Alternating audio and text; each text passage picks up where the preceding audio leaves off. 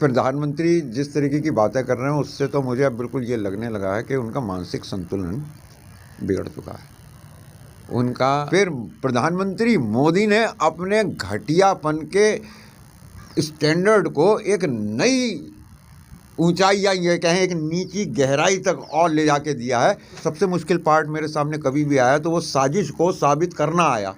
Result सुन जाइए आज आप।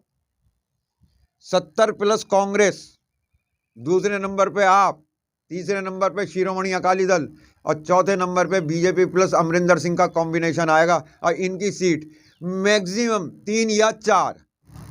कौन फेल हो गया पंजाब में? चलिए साहब, सरकार फेल होगी ना? नहीं नहीं नहीं नहीं नहीं, ये बिल्कुल गलत बातें हैं। देखिए ऐसा है, भारत जो है वो भावनात्मक देश है, ये जानकारी कम रखता है और तथ्यों पे कम बोलता है। हकीकत ये है कि अगर इसकी जांच होगी तो जांच में एसपीजी के टॉप ब्रास नपेंगे। जिम्मेवारी उनकी थी।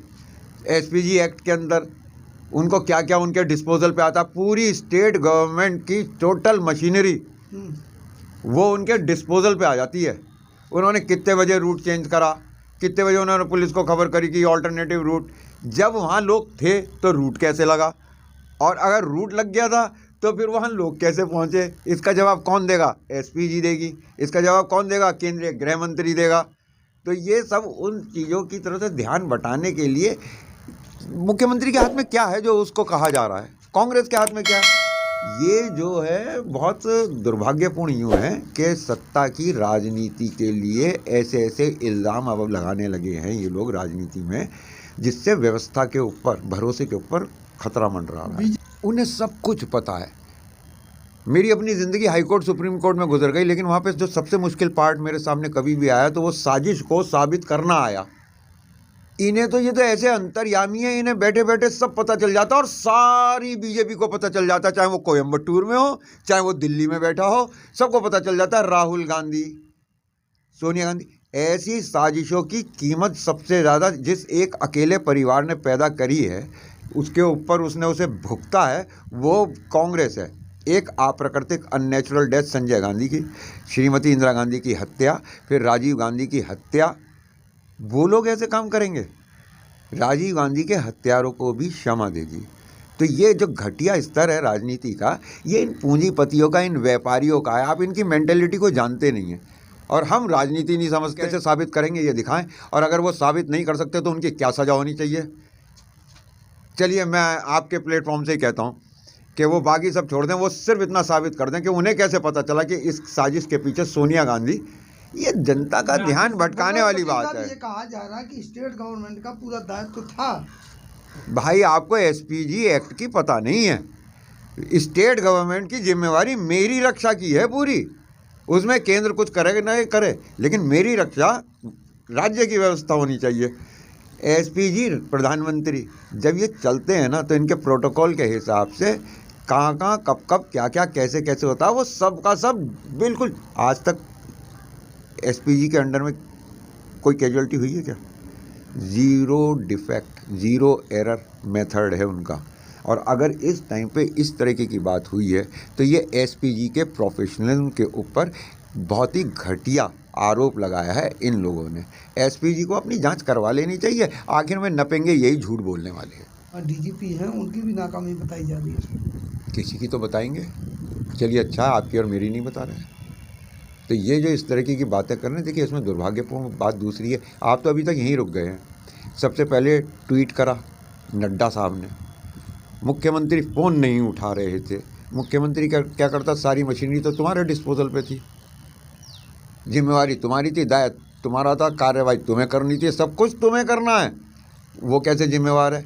फिर प्रधानमंत्री मोदी ने अपने घटियापन के स्टैंडर्ड को एक नई ऊंचाई या ये कहें एक नीची गहराई तक और ले जाके दिया है कि मैं जिंदा बचकर आ गया।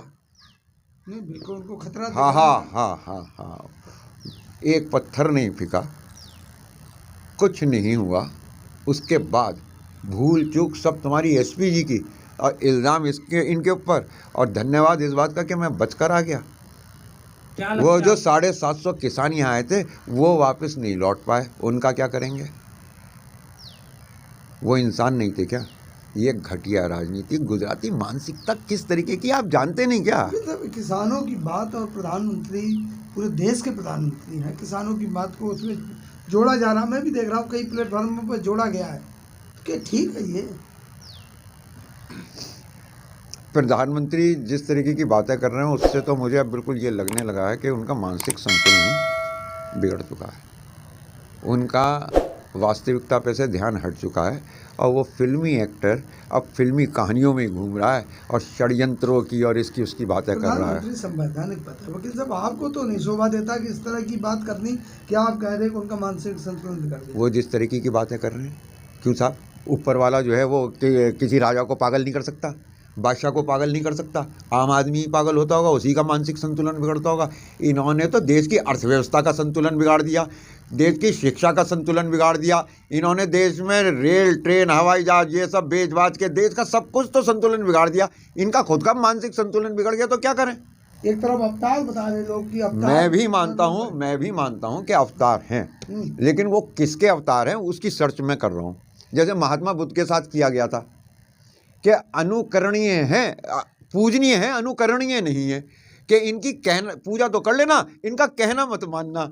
तो ये सनातनियों ने उड़ाया था, नहीं उड़ाया था? ऐसे ही ये ढूंढ रहा हूँ कि ये कौन से राक्षस के, देवता के, सुर के, असुर के, किसके अवतार हैं? विष्णु के अवतार बना तो दिया रविशंकर जी ने। अच्छा, वो फिल्मों वाले, हाँ, फिल्मों वाले से बात कर सकते हैं। हेमा मालिनी कानून समझा रही थी किसानों को कि तुम्हारे फायदे के हैं, अब क्यों नहीं बोलने आती?